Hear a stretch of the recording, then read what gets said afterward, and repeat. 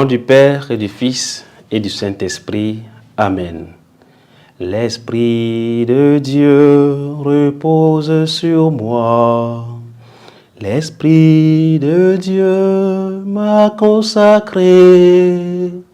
L'Esprit de Dieu m'a envoyé proclamer la paix, la joie.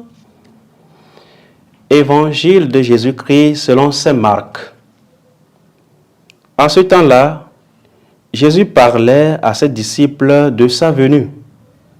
En ces jours-là, après une grande détresse, le soleil s'obscurcira et la lune ne donnera plus sa clarté. Les étoiles tomberont du ciel et les puissances célestes seront ébranlées. Alors on verra le Fils de l'homme venir dans les nuées avec grande puissance et avec gloire. Il enverra les anges pour rassembler les élus des quatre coins du monde, depuis l'extrémité de la terre jusqu'à l'extrémité du ciel. Laissez-vous instruire par la comparaison du figuier. Dès que ses branches deviennent tendres et que sortent les feuilles, vous savez que l'été est proche.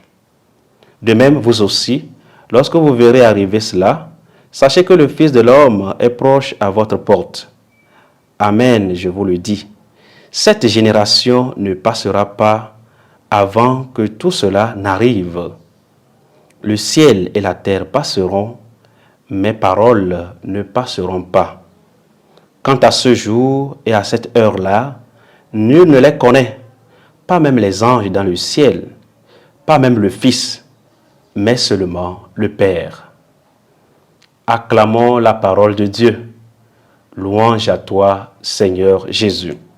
Bien-aimés de Dieu, aujourd'hui, nous célébrons le 33e dimanche du temps ordinaire, année liturgique B.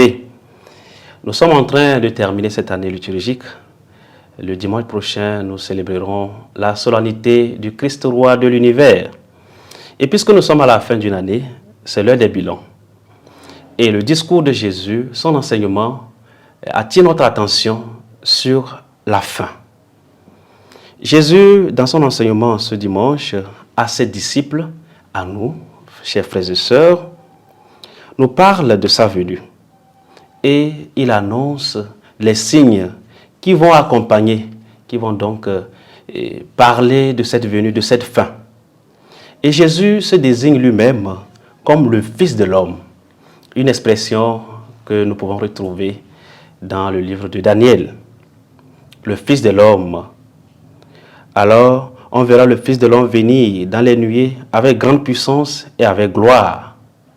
Il s'agit bien de Jésus, le Fils de l'homme, qui vient pour juger, puisqu'il s'agit de la fin. Il enverra les anges pour rassembler les élus des quatre coins du monde. Il s'agit d'un jugement universel. Depuis l'extrémité de la terre jusqu'à l'extrémité du ciel, le Seigneur Jésus-Christ, le Fils de l'homme, est maître du ciel et de la terre. Et le jugement sera aussi universel. C'est une invitation, à travers l'enseignement de Jésus à ses disciples, de nous interpeller sur la fin des temps, la venue du Fils de l'homme. Est-ce que nous sommes prêts à cette venue? Chers frères et sœurs, chacun dans sa vie personnelle peut revisiter son histoire, sa relation avec Dieu. Est-ce que je suis prêt à accueillir cette fin qui arrive, la fin du monde, le jugement dernier qui vient? Le Seigneur nous invite à être vigilants, à nous préparer, à être en tenue de service, à garder nos lampes allumées, puisqu'il viendra sans tarder. Ce qui peut nous bousculer un peu à la fin du texte, c'est l'heure de cette venue du Fils de l'homme. Il dit en effet, quant à ce jour et à cette heure-là, nul ne les connaît, pas même les anges dans le ciel, pas même le Fils, mais seulement le Père. Cela peut nous paraître étrange. Jésus qui est le Fils de Dieu, le Fils de l'homme, qui ne connaît pas le jour ni l'heure de la venue de Dieu, de la fin des temps. C'est pour montrer qu'il s'agit là d'un sujet sérieux, une interpellation à rester éveillés. Rester éveillés. Demandons au Seigneur, à travers notre liturgie de ce 33e dimanche du temps ordinaire, cette capacité à rester toujours en tenue de service, à rester éveillé, à vivre selon les commandements du Seigneur, à vivre en enfant de Dieu, en fils de lumière, que le Seigneur Jésus, lorsqu'il viendra, nous trouve en tenue de service, et ainsi nous serons dignes de rentrer dans son royaume.